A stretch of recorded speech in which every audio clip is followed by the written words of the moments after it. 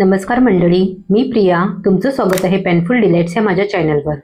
आज आपण गणपती बाप्पांसाठी खास असा मऊ लुसलुशीत उकडीचे मोदक बनवणार आहोत. ही रेसिपी अगदी सोपी आहे आणि काही खास टिप्स सह मी तुम्हाला दाखवणार आहे, ज्यामुळे मोदक कधीच फुटणार नाही आणि नेहमीच परफेक्ट होतील. आणि हे मोदक दुसऱ्या दिवशी सुद्धा मऊ राहतील. चला तर मग सुरुवात करूया. सर्वात प्रथम आपण सारण बनवणार आहे, तर बघूया त्यासाठी काय काय साहित्य लागते.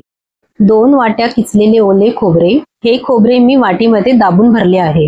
ही बघा एवढी वाटी आहे. तुम्ही कोणत्याही वाटीचे माप घेऊ शकता. 1 वाटी किसलेला गूळ. हा गूळ जरा जास्त गोड आहे, त्यामुळे मी 1 वाटी घेतला आहे. जर तुम्ही पिवळा गूळ घेत असाल तर तुम्ही 1.5 वाटी घ्या. 1 छोटा चमचा खसखस. पाव चमचा वेलची आणि जायफळ पूड. 1 छोटा चमचा तूप. सर्वात प्रथम आपण सारण करूया.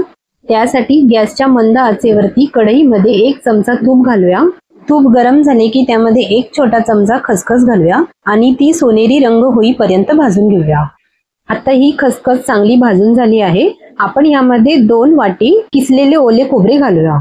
हे खोबरे आपल्याला फक्त 2 ते 3 मिनिटांसाठी परतवून घ्यायचे आहे. जास्त परतल्यामुळे खोबरे कोरडे पडण्याची शक्यता असते, त्यामुळे 2 ते 3 मिनिटांसाठी खोबरे परतवून घ्यायचे आहे.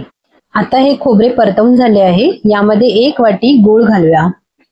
आता गूळ वितळेपर्यंत आपल्याला मंद आचेवरती हे मिश्रण एकजीव करायचे आहे. हे मिश्रण जास्त कोरडे करायचे नाही आहे.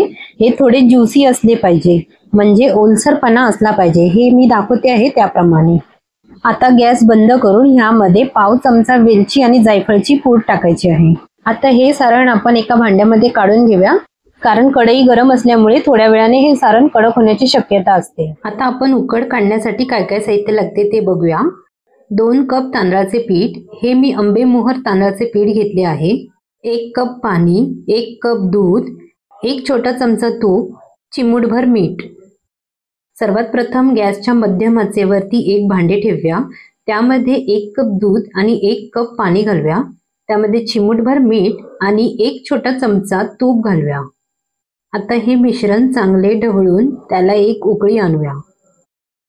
आता ह्याला उकळी आली आहे. आता गॅस कमी करून यामध्ये थोडे थोडे पीठ घालून ढवळून घ्यायचे आहे. यामध्ये दूध घातल्यामुळे मोदक छान मऊ होतो. असे थोडे थोडे पीठ टाकून ढवळल्यामुळे उकड चांगली येते, तसेच गुठळ्या कमी होतात. मोदकाचे पीठ कसे तयार करायचे या व्हिडिओची लिंक मी डिस्क्रिप्शन बॉक्समध्ये देत आहे. तो व्हिडिओ नक्की बघा, जेणेकरून मोदकाची उकड चांगली येईल. आता सगळे पीठ टाकून झाले आहे. आपण ह्याला एकजीव करूया. आता या पिठावरती झाकण ठेवून 2 मिनिटांसाठी मंद आचेवरती वाफ काढायची आहे. आता ही उकड झाली आहे. आपण तिला परातीमध्ये काढूया.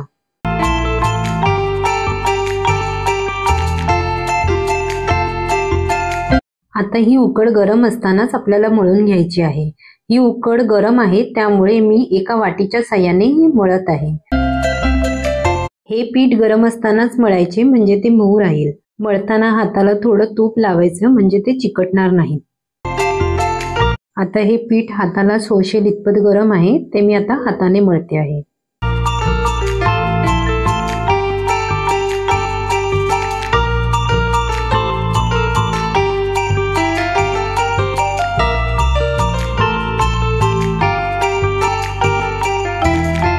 पीठ मळताना जर गरज लागली तर थोडे गरम पाणी घालून हे पीठ मळायचे आहे, जेणेकरून ते मऊ राहील.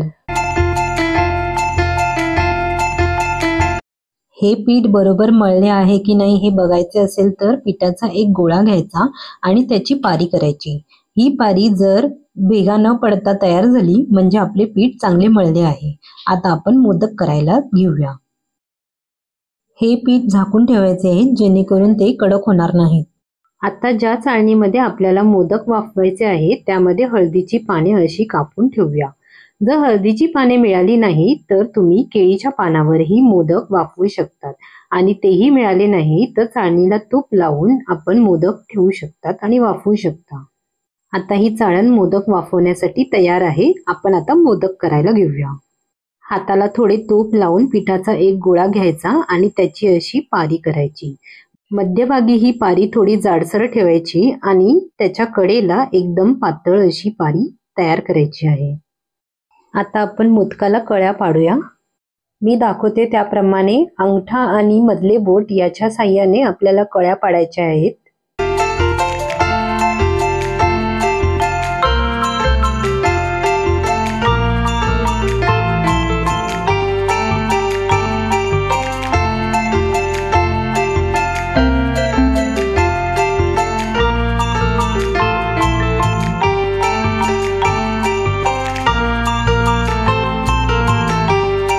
ह्या बघा आपल्या कळ्या पाडून झाल्या आहे। आपण यामध्ये आता सारण भरूया।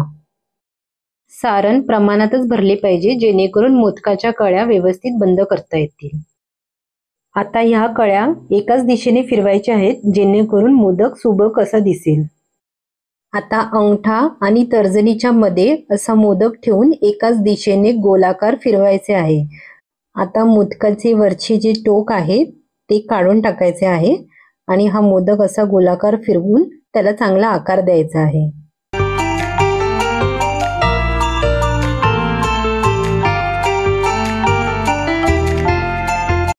हा बघा आपला एक मोदक तयार झाला आहे।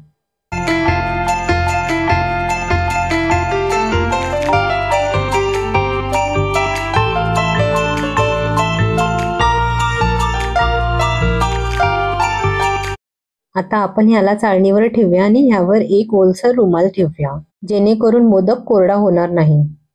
अशाच पद्धतीने आपण अजून एक मोदक बघूया।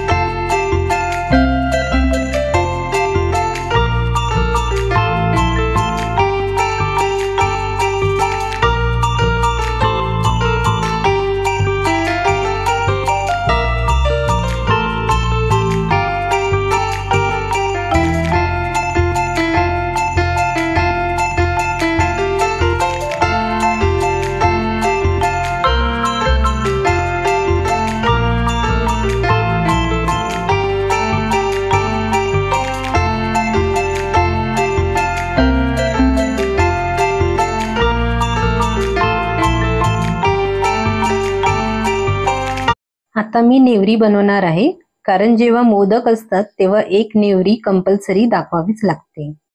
आता पिठाचा गोळा घेऊन तो पोलपाटावरती लाटायचा आहे।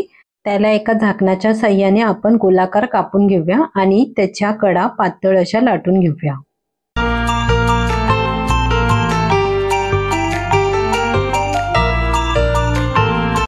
आता या पारीच्या एका साइडला सारण भरायचे आहे आणि दुसरी बाजू त्या सारणावरती ठेवून त्याच्या कडा एकमेकांवरती चिकटवायच्या आहेत।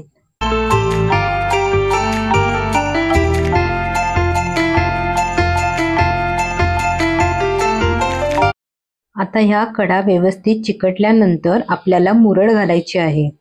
हाताला थोडे सुके पीठ किंवा तूप लावून असे चिमटीमध्ये पीठ ओढायचे आहे आणि वरच्या दिशेने ते चिटकवायचे आहे। अशा प्रकारे ही कडा आपण मुरड घालून बंद करणार आहोत।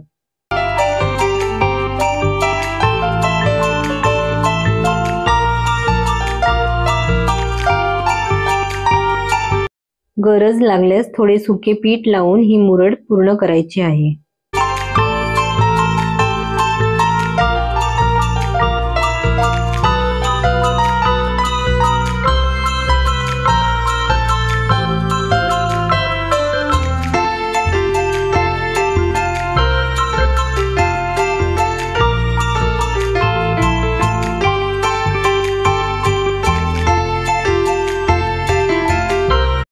ही बघा आपली एक नेवरी तयार झाली आहे।